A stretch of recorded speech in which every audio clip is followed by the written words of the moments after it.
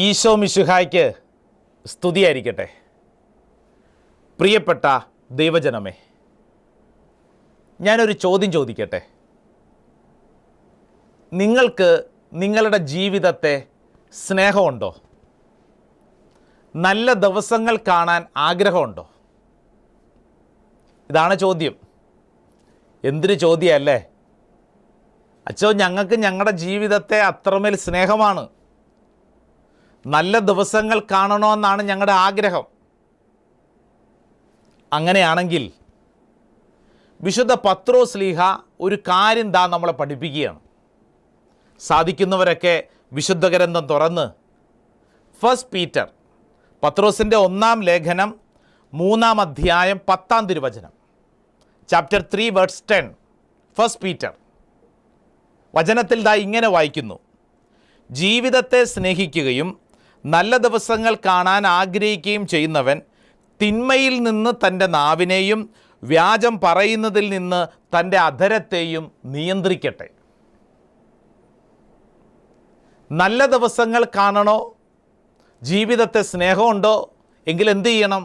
വചനം പറയുന്നു, തിന്മയിൽ നിന്ന് തൻ്റെ നാവിനെയും വ്യാജം പറയുന്നതിൽ നിന്ന് തൻ്റെ അധരത്തെയും നിയന്ത്രിക്കട്ടെ. പത്രോസ്ലീഹ പറയുന്നത് എന്താണെന്നറിയോ? നമ്മുടെ നാവിനെ നിയന്ത്രിക്കണമെന്ന്. നാവിനെ നിയന്ത്രിച്ചാൽ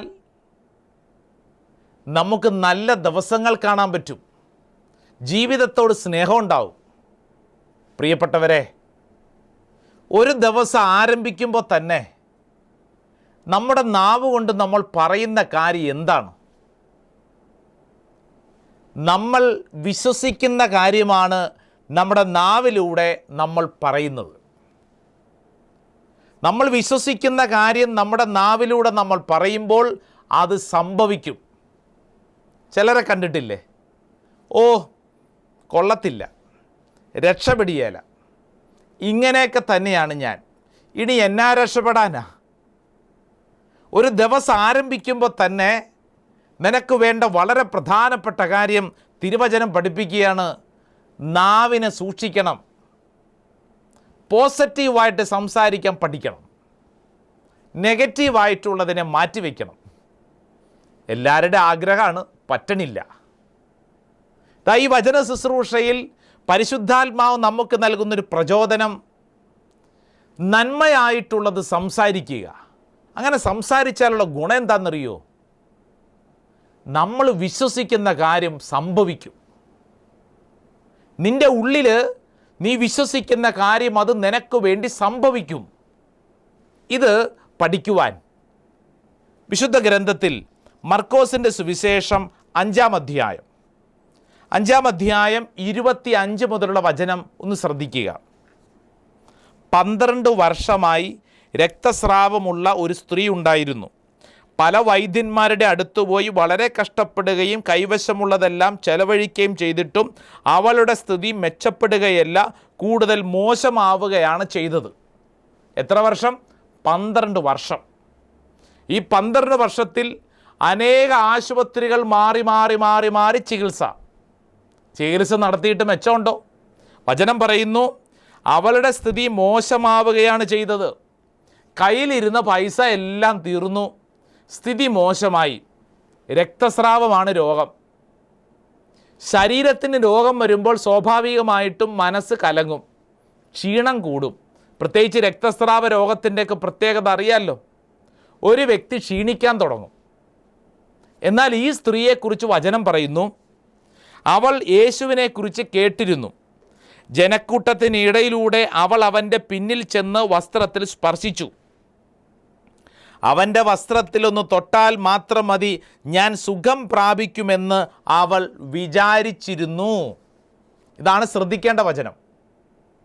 ഞാൻ യേശുവിൻ്റെ വസ്ത്രത്തിൻ്റെ വിളുമ്പിൽ തൊട്ടാൽ മതി, ഞാൻ സുഖം പ്രാപിക്കുമെന്ന് അവൾ വിചാരിച്ചിരുന്നു, അവൾ വിശ്വസിച്ചിരുന്നു, അവൾ അവളോട് തന്നെ പറഞ്ഞിരുന്നു.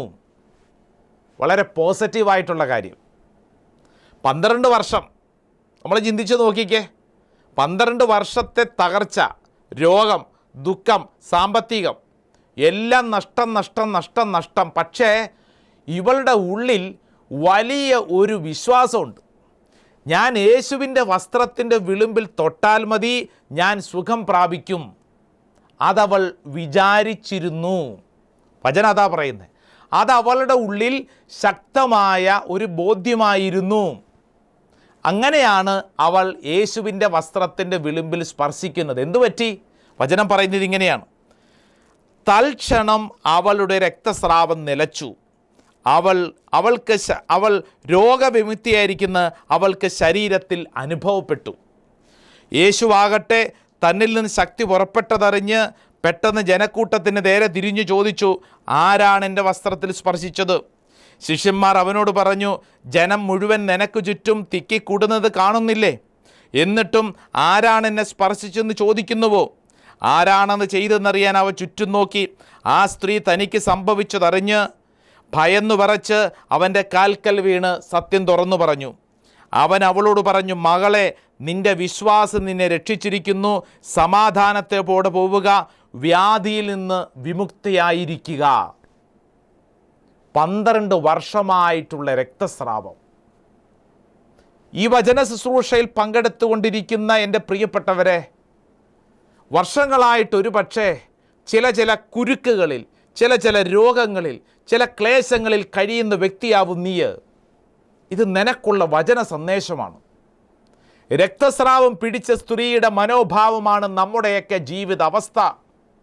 ആശുപത്രികൾ കയറിയിറങ്ങി, കയ്യിലുണ്ടായിരുന്ന പൈസ മുഴുവൻ തീർന്നു. ഇനി എന്തു ചെയ്യണമെന്നറിഞ്ഞുകൂടാ, ജീവിതം സന്നിഗ്ധാവസ്ഥയിൽ നിൽക്കുന്നു. ഇവിടെയാണ് ജീവിതം വഴിമുട്ടി നിൽക്കുന്ന മേഖലയിൽ യേശുവിൻ്റെ സാന്നിധ്യം. ഈ ശുശ്രൂഷയിൽ പങ്കെടുക്കുന്ന എൻ്റെ പ്രിയപ്പെട്ട സഹോദരങ്ങളെ, അത്രമേൽ ഭാരപ്പെട്ട മനസ്സാണോ നീ? എങ്കിൽ യേശു നിന്നോട് പറയുന്നു, ഞാൻ ഇതാ നിൻ്റെ കൂടെയുണ്ട്. ഈ സ്ത്രീയുടെ വിശ്വാസം ഒന്ന് ചിന്തിച്ചു നോക്കിക്കേ. അവൾ ഉള്ളിൽ വിചാരിച്ചിരുന്നു, അവൾ ഒരു കാര്യം വിശ്വസിച്ചിരുന്നു: ഞാൻ യേശുവിൻ്റെ വസ്ത്രത്തിൻ്റെ വിളിമ്പിൽ തൊട്ടാൽ അത് സൗഖ്യമാണ്. അത്രമേൽ ശക്തമായ ഒരു ബോധ്യം. അവൾ വിശ്വസിച്ച കാര്യങ്ങൾ അവൾ പ്രവർത്തിച്ചു. പ്രിയപ്പെട്ടവരെ, നമ്മൾ ശ്രദ്ധിക്കേണ്ട കാര്യം, നമ്മളും ഇതുപോലെ ജീവിതത്തിൽ അനവധി പരിക്കുകളോടെ, സങ്കടങ്ങളോടെ, ക്ലേശങ്ങളോടുകൂടെ ജീവിക്കുക. നീ വിശ്വസിക്കുന്ന കാര്യം നീ പറഞ്ഞാൽ, നീ അത് ചെയ്താൽ അത് നിനക്ക് സംഭവിക്കും. നീ വിശ്വസിക്കുന്ന കാര്യം അത് നീ പറഞ്ഞാൽ അത് സംഭവിക്കും. ചില മാതാപിതാക്കൾ മക്കളെ നോക്കിക്കൊണ്ട് പറയും, ഇവൻ രക്ഷപ്പെടിയാല, ഇവൻ മണ്ടനാണ്, പൊട്ടനാണ്, ഇവൻ രക്ഷപ്പെടിയാല. കണ്ടിട്ടില്ലേ? അനേക കുടുംബങ്ങളിൽ അതൊരു ശാപപീഠ പോലെ കിടക്കുക. വായിൽ നിന്ന് വീഴുന്ന വാക്ക് ശ്രദ്ധിക്കണം. നമ്മുടെ വായിൽ നിന്ന് വീഴുന്ന വാക്ക് അതുപോലെ തന്നെ സംഭവിക്കാൻ സാധ്യതയുണ്ടെന്ന് വചനം നമ്മളെ പഠിപ്പിക്കുക. ജെറമിയായുടെ പ്രവചനം 15-ാം അധ്യായം അതിൻ്റെ 19-ാം തിരുവചനം. Book of Jeremiah chapter 15 words 19. വിലകെട്ടവ പറയാതെ സദ്വചനങ്ങൾ മാത്രം സംസാരിച്ചാൽ നീ എൻ്റെ നാവ് പോലെയാകും. വിലകെട്ടവ പറയരുത്. സദ്വചനങ്ങൾ മാത്രം സംസാരിച്ചാൽ നീ എൻ്റെ നാവ് പോലെയാകും. തിരുവചനം നമുക്കൊരു വാഗ്ദാനം നൽകുകയാണ്. ദൈവത്തിൻ്റെ നാവാകാനുള്ള വലിയൊരു വാഗ്ദാനം. അതിനെന്താ വേണ്ടേ? സദ്വചനങ്ങൾ. നമ്മുടെ സംസാരം നമ്മൾ ശ്രദ്ധിക്കണം. നമ്മുടെ സംസാരത്തെ ശ്രദ്ധിച്ചാൽ നമ്മുടെ നാവിലൂടെ സൃഷ്ടികർമ്മത്തിന് സാധ്യതയുണ്ട്. അങ്ങനെയല്ലേ ഉൽപ്പത്തി പുസ്തകത്തിൽ നമ്മൾ വായിക്കുന്നത്? ദൈവം ഉച്ചരിച്ചു, പ്രകാശമുണ്ടാവട്ടെ. പ്രകാശമുണ്ടായി. രാത്രിയും പകലും വേർതിരിച്ചു. സൃഷ്ടികർമ്മം ശബ്ദത്തിലൂടെയാണ് ഇതാ സൃഷ്ടികർമ്മകർത്താവ് ചെയ്തത് എന്നത് ഈ വചനം പഠിച്ചുകൊണ്ടിരിക്കുമ്പോൾ നമുക്കൊരു പാഠമാണ്. നമ്മൾ പറയുന്ന കാര്യങ്ങൾ ശ്രദ്ധിക്കണം. നമ്മൾ സദ്വചനങ്ങൾ ഉച്ചരിച്ചു കഴിഞ്ഞാൽ വചനം പഠിപ്പിക്കുന്ന എന്താ? ദൈവത്തിൻ്റെ നാവ് പോലെ ആയിത്തീരുന്നു. നമ്മുടെ സംഭാഷണം നമ്മൾ ശ്രദ്ധിച്ചില്ലെങ്കിൽ അപകടങ്ങൾ സംഭവിക്കുന്നു. ഉദാഹരണത്തിന്, ഒരു വീട്ടിൽ കടന്നു ചെല്ലുന്നു, നമ്മളൊരു വ്യക്തിയോട് സംസാരിക്കുന്നു. എങ്ങനെയാണ് നമ്മൾ ഇടപെടുന്നത്? ശ്രദ്ധിച്ചിട്ടില്ലേ? നമ്മൾ സംസാരിക്കുന്നത് മറ്റുള്ളവർക്ക് അനുഗ്രഹപ്രദമാവണം. ആ കുടുംബത്തിന് നമ്മൾ എന്തു കൊടുക്കണം? ഈശോ പറഞ്ഞിട്ടുണ്ട്, സമാധാനം ആശ്വസിക്കണം.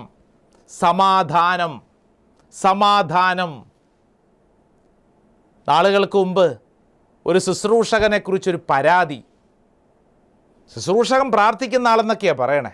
പക്ഷേ ഏത് വീട്ടിൽ ചെന്നാലും ആ ശുശ്രൂഷകൻ പറയുന്നത്, ഈ വീട്ടിൽ പിശാചുണ്ട്, ഈ വീട് ഗതി പിടിക്കുകയില്ല, ഈ വീട്ടിലുള്ളവർക്ക് രോഗമാണ് എന്ന് പറഞ്ഞാൽ തിന്മയായിട്ടുള്ളതാണ് പറയുന്നത്. അത് ദൈവികമല്ല. വചനം പഠിപ്പിക്കുന്ന നീ ഒരു വീട്ടിൽ ചെന്നാൽ സംസാരിക്കേണ്ട ഭാഷ അത് അനുഗ്രഹത്തിൻ്റെ ഭാഷയാണ്. നീ മറ്റുള്ളവർക്ക് സമാധാനം കൊടുക്കാൻ വിളിക്കപ്പെട്ട വ്യക്തിയാണ്. ഒരു വീട്ടിൽ കയറി ചെന്നാൽ നമ്മൾ പറയേണ്ടത് എന്താ? സമാധാനം. ആ വീട്ടിലും വീട്ടിൻ്റെ അന്തരീക്ഷത്തിനും സമാധാനം. പ്രിയപ്പെട്ട സഹോദരങ്ങളെ, ഈ വിഷയം പഠിക്കുമ്പോൾ സഭാപ്രസംഗകൻ്റെ പുസ്തകം 5-ാം അധ്യായം 6-ാം വചനം ശ്രദ്ധിച്ചു വായിച്ചു പഠിച്ചോണേ. സഭാപ്രസംഗകൻ്റെ പുസ്തകം 5-ാം അധ്യായം 6-ാം തിരുവചനം. വചനം ഇങ്ങനെ പറയുന്നു, നിന്റെ അധരങ്ങൾ നിന്നെ പാപത്തിലേക്ക് നയിക്കാതിരിക്കട്ടെ. തെറ്റുപറ്റിയതാണെന്ന് ദൂതനോട് പറയാൻ ഇടവരുത്തരുത്. വാക്കുകളാൽ ദൈവത്തെ പ്രകോപിപ്പിക്കുകയും അങ്ങനെ നിന്റെ അധ്വാന ഫലം നശിക്കാൻ ഇടയാവുകയും ചെയ്യുന്നത് എന്തിന്? നിന്റെ അധ്വാന ഫലം നശിക്കുന്നു. എങ്ങനെ? സംസാരത്തിലൂടെ. അതാ സഭാപ്രസംഗകൻ പറയുന്നത്, വാക്കുകളാൽ ദൈവത്തെ പ്രകോപിപ്പിക്കുകയും അങ്ങനെ നിന്റെ അധ്വാന ഫലം നശിക്കുവാൻ ഇടയാക്കുകയും ചെയ്യുന്നത് എന്തിന്? കുറേ നാളുകൾക്ക് മുമ്പ് പൗരോഹിത്യ ജീവിതത്തിൻ്റെ ആരംഭ നാളുകളിൽ ഒരു വല്യച്ഛൻ്റെ കൂട്ടത്തിൽ ഒരു വീട്ടിൽ പ്രാർത്ഥിക്കാൻ പോയി. അപ്പോൾ ആ വീട്ടുകാർ എല്ലാവരും ഒരുമിച്ച് കൂടിയിട്ടുണ്ട്. കാരണം ഈ വല്യച്ഛനെ കൊണ്ടുവന്ന് പ്രാർത്ഥിപ്പിക്കണം. ആ വീട്ടിൽ എന്തൊക്കെയോ തകർച്ചകളുണ്ടെന്നാണ് പറയുന്നത്. അവിടെ ചെന്ന് അച്ഛൻ കുറച്ചു നേരം പ്രാർത്ഥിച്ച് കഴിഞ്ഞിട്ട് അച്ഛൻ എല്ലാവരും വിളിച്ചിട്ട് പറഞ്ഞ ഒരൊറ്റ കാര്യമേ ഉള്ളൂ, നിങ്ങളുടെ സംസാര രീതി ശ്രദ്ധിക്കണം. ഈ കുടുംബത്തിലെ കുടുംബാംഗങ്ങളുടെ സംസാര രീതി ശ്രദ്ധിക്കണം. നിങ്ങളുടെ സംസാരത്തിൽ വരുന്ന പിഴവ് കൊണ്ടാണ് ഈ കുടുംബത്തിൽ ഇത്രമാത്രം അനർത്ഥങ്ങൾ ഉണ്ടാകുന്നത്. വല്യച്ഛൻ പറഞ്ഞ കാര്യം ഈ സമയം അനേക കുടുംബങ്ങളോട് പരിശുദ്ധാത്മാവ് ഓർമ്മപ്പെടുത്തുകയാണ്. നമ്മുടെ അനേക കുടുംബങ്ങളിലൂടെ തകർച്ചയ്ക്ക് കാരണം നമ്മുടെ സംസാരത്തിലൂടെയാണ്.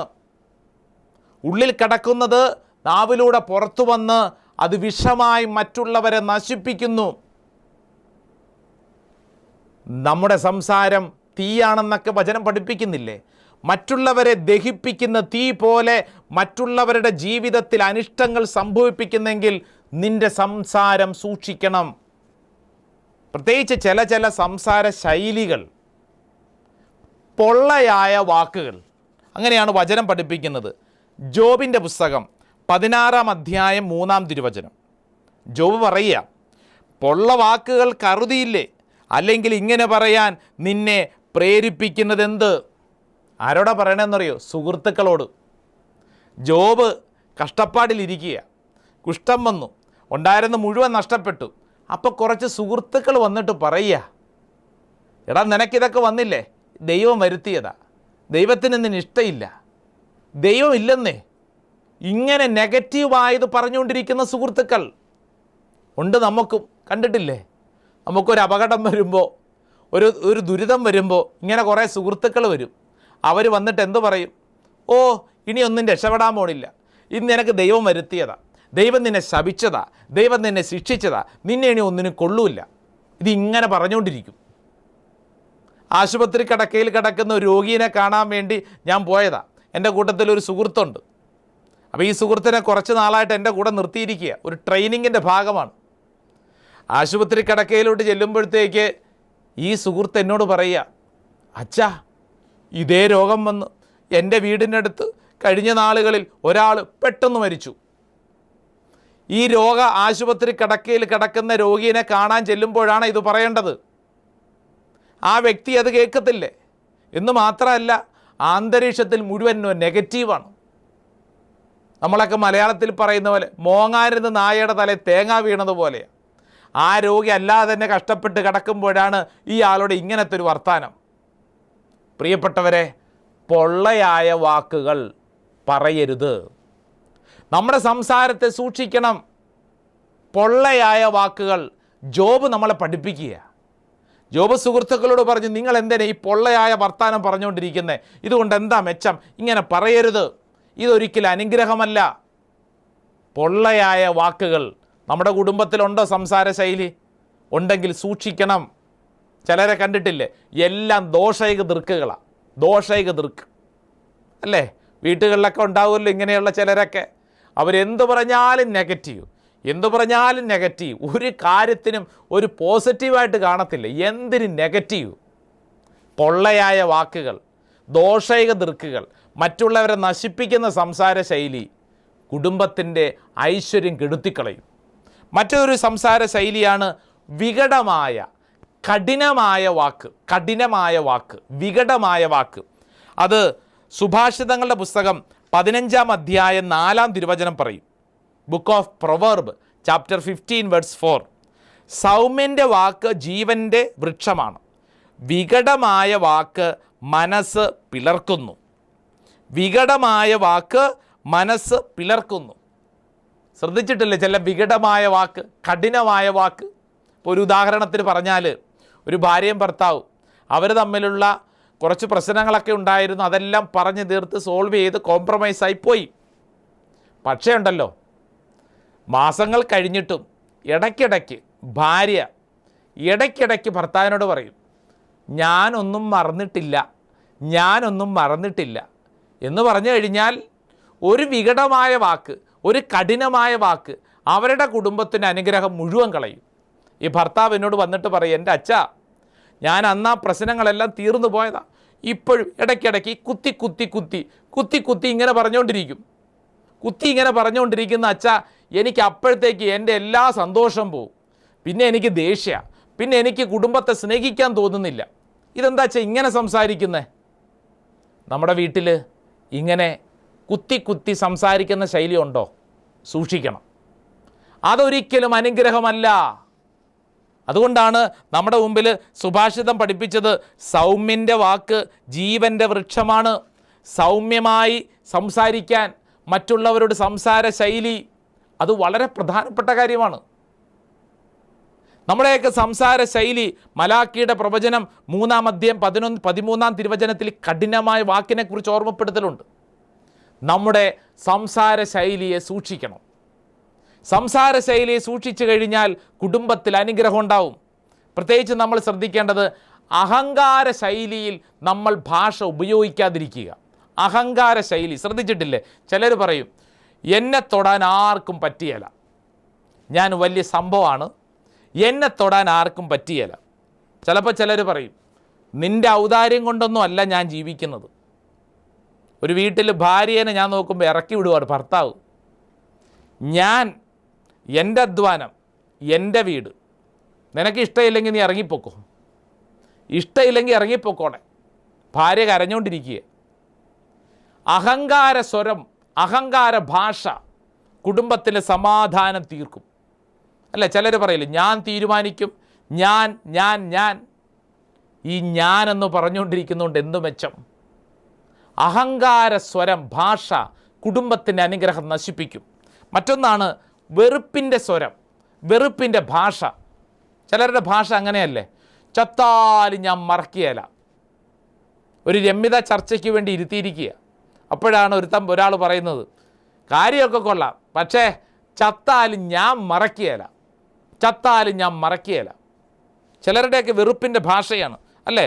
ഞാൻ അനുഭവിച്ചതിനേക്കാൾ കൂടുതൽ അവൻ അനുഭവിക്കും, ഞാനത് കാണും, ഞാൻ അനുഭവിച്ചതിനേക്കാൾ കൂടുതൽ അവൻ അനുഭവിക്കണം. വെറുപ്പിൻ്റെ ഭാഷയാണ്. കുടുംബത്തിൻ്റെ അനുഗ്രഹം നശിപ്പിക്കും. മറ്റൊരു സംസാര ശൈലിയാണ് നിരാശയാണ്. ചിലരുടെ മുഖത്ത് കണ്ടിട്ടില്ലേ, അവർക്കെപ്പോഴും നിരാശയാണ്, ഒരിക്കലും സന്തോഷിക്കാൻ പറ്റത്തില്ല. ഇനി അവരുടെ വായിൽ നിന്ന് വീഴുന്ന വാക്കോ അത് അതിനേക്കാൾ നിരാശാജനകമായിട്ടുള്ള സംസാര ശൈലി. ഓ, എനിക്ക് ഈ ജീവിതം വേണ്ട, ചത്താ മതി, എനിക്കൊന്നിനും കഴിവില്ല, എനിക്ക് പണ്ടേ ഇങ്ങനെയാണ്, എൻ്റെ വീട് ഇങ്ങനെയാണ്, എൻ്റെ നാട് ഇങ്ങനെയാണ്, എനിക്കൊരു കഴിവുമില്ല. ഇങ്ങനെ നിരാശാജനകമായ സംസാരം. അവരുടെ സാന്നിധ്യം കണ്ടാൽ തന്നെ മറ്റുള്ളവർക്ക് നിരാശ തോന്നും. അതിൻ്റെ കൂട്ടത്തിൽ ഇങ്ങനെയുള്ള നിരാശയുടെ സംസാര ശൈലി അത് കുടുംബത്തിൻ്റെ ആ വ്യക്തിയുടെ മുഴുവനായിട്ടുള്ള അനുഗ്രഹത്തെ നശിപ്പിച്ച് കളയും. മറ്റൊരു സംസാര ശൈലിയാണ് ശാപവാക്കുകൾ. ശ്രദ്ധിച്ചിട്ടില്ലേ? ചിലരൊക്കെ പറയും, നീ മുടിഞ്ഞു പോവും, നീ നന്നായി അല്ലടാ, നീ കുരുത്തം കെട്ടവൻ, നീ നന്നാകത്തില്ല. നാളൊരു ചെറുപ്പക്കാരനെയും കൊണ്ട് അമ്മ വന്നപ്പോഴത്തേക്ക് ആ ചെറുപ്പക്കാരൻ എന്നോട് പറയുക, അച്ഛാ ഈ അമ്മയോട് പറ എപ്പോഴും നെഗറ്റീവ് പറയാതെ. ഞാൻ ചോദിച്ചു, എന്ത് നെഗറ്റീവ് പറയണേ? അച്ഛാ ഈ കഴിഞ്ഞ ദിവസം എന്നോട് പറഞ്ഞു, നീ തെണ്ടി നടക്കുന്നത് ഞാൻ കാണുമെന്ന്. നീ തെണ്ടി നടക്കുന്നത് ഞാൻ കാണും. അമ്മ മകനോട് പറയാവുന്നൊരു ഭാഷയാണോ? നീ തെണ്ടി നടക്കുന്നത് ഞാൻ കാണുമെന്ന്. പ്രിയപ്പെട്ടവരെ, സ്വന്തം അമ്മ മകനെക്കുറിച്ച് പറഞ്ഞു കഴിഞ്ഞാൽ ആ മകൻ്റെ ഉള്ളിലുണ്ടാകുന്ന വേദന അത് വളരെ വലുതാണ്. കുടുംബത്തിൽ സംസാരത്തെ നിയന്ത്രിച്ചില്ലെങ്കിൽ വൻ അപകടങ്ങൾ ഉണ്ടാകും. വൻ അപകടങ്ങൾ. സംസാരത്തോട് ബന്ധപ്പെട്ട് പ്രാർത്ഥിക്കാൻ പറ്റിയൊരു പ്രാർത്ഥന അത് നമ്മുടെ മുമ്പിൽ പഠിപ്പിക്കുന്നത് സങ്കീർത്തനം 141 വചനം 3. Book of psalm chapter 141 verse 3. നല്ലൊരു വചന, പ്രാർത്ഥിക്കാൻ പറ്റിയ വചനം ഇങ്ങനെയാണ്: കർത്താവേ, എൻ്റെ നാവിന് കടിഞ്ഞാണിടണമേ, എൻ്റെ അധര കവാടത്തിന് കാവലേർപ്പെടുത്തണമേ. നല്ലൊരു പ്രാർത്ഥനയാണ്, സങ്കീർത്തകൻ്റെ പ്രാർത്ഥന. എന്താ പ്രാർത്ഥന? കർത്താവേ, എൻ്റെ നാവിന് കടിഞ്ഞാണിടണം. കടിഞ്ഞാൺ വേണം. കടിഞ്ഞാൺ അല്ലേ? കടിഞ്ഞാൺ എന്തിനാ ഇടുന്നത്? കുതിരയ്ക്ക് കടിഞ്ഞാണുണ്ട്, ആനയ്ക്ക് ഒരു തോട്ടിയുണ്ട്, അതിനെ നിയന്ത്രിക്കാൻ വേണ്ടിയിട്ടാണ് കടിഞ്ഞാൺ, നിയന്ത്രിക്കാൻ. അപ്പോൾ കർത്താവിനോട് സങ്കീർത്തകൻ പ്രാർത്ഥിക്കുകയാണ്, കർത്താവേ, എൻ്റെ നാവിന് കടിഞ്ഞാണിടണമേ, എൻ്റെ അധര കവാടത്തിന് കാവലേർപ്പെടുത്തണം. കാവൽ, സെക്യൂരിറ്റി വേണമെന്ന്. സെക്യൂരിറ്റി ഗാർഡ്സ് എന്തിനാ? സംരക്ഷിക്കാൻ. എൻ്റെ അധര കവാടത്തിന് കാവലേർപ്പെടുത്തണമേ. സങ്കീർത്തകൻ്റെ ഈ പ്രാർത്ഥന നമുക്കെല്ലാ ദിവസവും പ്രാർത്ഥിക്കേണ്ട ഒരു പ്രാർത്ഥനയല്ലേ? സങ്കീർത്തനം 141 വചനം 3. കർത്താവേ, എൻ്റെ നാവിന് കടിഞ്ഞാണിടമേ, എൻ്റെ അധര കവാടത്തിന് കാവലേർപ്പെടുത്തണമേ. കാവലേർപ്പെടുത്തണേ. കാരണം നമ്മുടെ ജീവൻ നശിപ്പിക്കാനും നിലനിർത്താനും നമ്മുടെ നാവിന് കഴിയും. സുഭാഷിതങ്ങളുടെ പുസ്തകം 18 അധ്യായം 21 തിരുവചനം. Book of proverb chapter 18 verse 21. ജീവനെ നശിപ്പിക്കാനും പുലർത്താനും നാവിന് കഴിയും. Death and life are in the power of the tongue. നമ്മുടെ നാവിൻ തുമ്പിലാണ്. എന്ത്? ജീവൻ വേണോ അതോ നശിപ്പിക്കണോ? സംസാരത്തെ സൂക്ഷിക്കണം. നമ്മൾ വിശ്വസിക്കുന്നത് സംഭവിക്കുമെന്നല്ലേ നമ്മൾ നേരത്തെ കണ്ടത്? 12 വർഷമായ രക്തസ്രാവം ഉണ്ടായിരുന്ന സ്ത്രീ, അവളൊരു കാര്യം വിചാരിച്ചിരുന്നു, ഉള്ളിൻ്റെ ഉള്ളിൽ വിശ്വസിച്ചിരുന്നു, അതവൾ ഏറ്റുപറയുകയാണ്. പ്രിയപ്പെട്ടവരെ, നമ്മുടെ സംസാര ശൈലിയെ നമുക്ക് ശ്രദ്ധിക്കാം. നമ്മുടെ ജീവനെ സ്നേഹമുണ്ടെങ്കിൽ, നല്ല ദിവസങ്ങൾ കാണാൻ ആഗ്രഹമുണ്ടെങ്കിൽ നമ്മൾ ചെയ്യേണ്ട കാര്യം നമ്മുടെ സംസാരത്തെ ശ്രദ്ധിക്കുക. നമ്മളോട് തന്നെ നല്ല കാര്യങ്ങൾ പറയണം. നല്ല കാര്യങ്ങൾ സംഭവിക്കുമെന്ന് വിശ്വസിക്കണം. കഴിഞ്ഞ കാര്യങ്ങൾ ഓർത്തുകൊണ്ടും പരാതിയും പിറുപിറുപ്പും കൊണ്ട് നടന്നാൽ നമ്മൾ മൂലം മറ്റുള്ളവർക്കൊക്കെ ദുഃഖവും ദുരന്തവുമായിരിക്കും. പ്രിയപ്പെട്ട സഹോദരങ്ങളെ, ഈ വലിയ കൃപ, സങ്കീർത്തകൻ്റെ ഈ വലിയ പ്രാർത്ഥന, കർത്താവേ, എൻ്റെ നാവിന് കടിഞ്ഞാണിടണമേ, എൻ്റെ അധര കവാടത്തിന് കാവലേർപ്പെടുത്തണമേ, ഈ പ്രാർത്ഥന നമ്മുടെ ജീവിതത്തിൽ എന്നും നിറഞ്ഞു നിൽക്കട്ടെ. അഭിഷേകം, കൃപ എന്നും കൂടെ ഉണ്ടാവട്ടെ. ആമേൻ.